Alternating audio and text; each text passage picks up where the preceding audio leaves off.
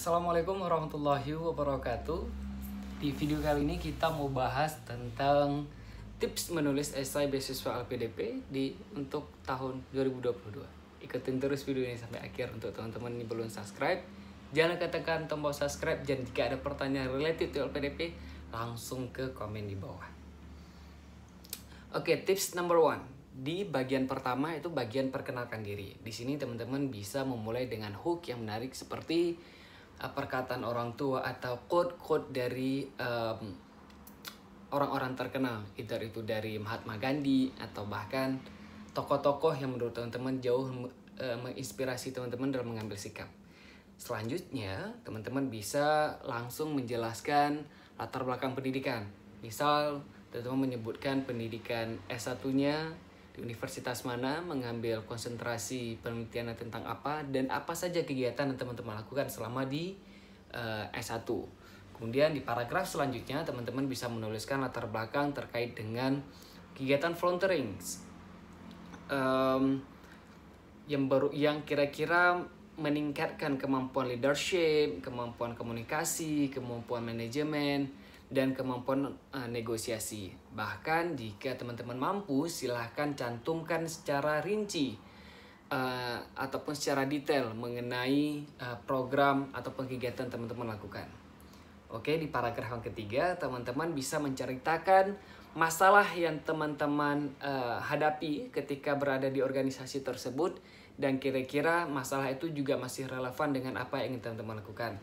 Di bagian ini, pastikan bahwa masalah itu ada hubungannya dengan pendidikan S2 atau yang ingin teman-teman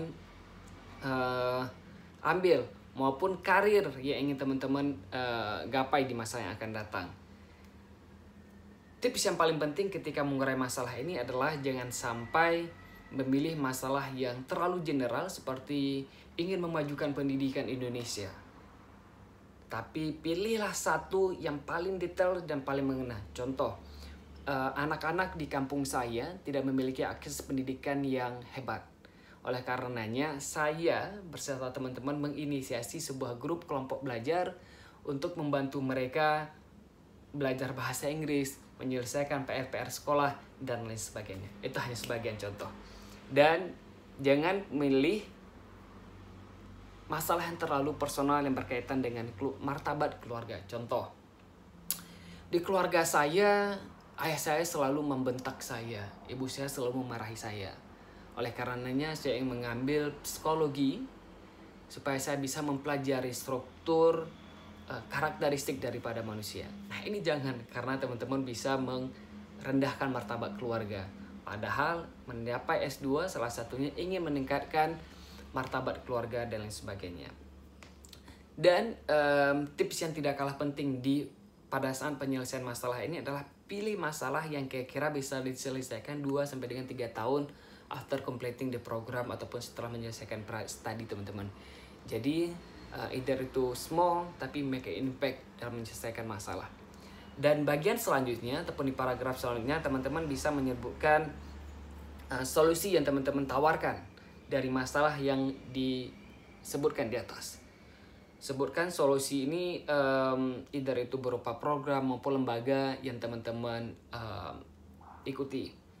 Ceritakan solusi dengan pendekatan yang menarik, atau bahkan mungkin yang paling terkenal saat ini adalah 5W1H. Jadi ceritakan kondisinya bagaimana, kemudian di mana, dan siapa, dan apa yang teman-teman kerjakan. Dan tidak kalah penting juga, karena teman-teman mengambil S2, jadi sebutkan beberapa mata kuliah di di kampus tujuan ataupun di program tujuan yang kira-kira related ataupun mampu untuk menyelesaikan masalah teman-teman sebutkan. Dan ini sebagai bentuk solusi dalam solving problem yang telah teman-teman hadapi. Bisa juga menjelaskan bagaimana mata kuliah yang akan teman ambil di kampus tujuan dapat membentuk skill yang kira-kira dapat menyelesaikan masalah yang ada di lingkungan terdekat teman-teman. Dan yang paling terakhir, langkah konkret seperti apa yang ingin teman-teman ambil. Kemudian berdasarkan timeline yang telah teman-teman create, berdasarkan apa saja yang ingin teman-teman lakukan. Dan kira-kira instansi atau siapa saja yang akan involve dalam menyelesaikan masalah tersebut. Ini penting.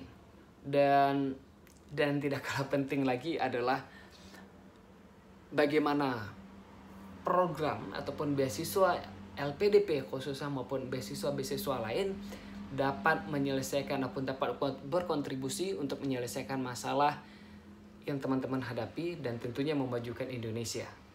Jadi itu serangkaian beberapa langkah ataupun tips yang bisa teman-teman apply pada saat menulis esai atau bahkan ketika proses wawancara. Itu hanya beberapa langkah. Kita akan kaji terus beberapa langkah-langkah sederhana lainnya tapi impactful dan powerful dalam meng-create teman-teman menjadi awardee LPDP. Oleh karenanya dukung terus channel ini dan nonton terus semua video-video di channel ini. Dan untuk teman-teman belum subscribe, jangan lupa tekan tombol subscribe. Dan silahkan komen jika ada pertanyaan related to essay, personal statement, interview, dan lain sebagainya. Dan saya berdoa semoga teman-teman bisa mendapatkan beasiswa LPDP sebagaimana yang sudah saya dapati. So, wassalamualaikum warahmatullahi wabarakatuh. Salam sukses, penuh prestasi. Merdeka!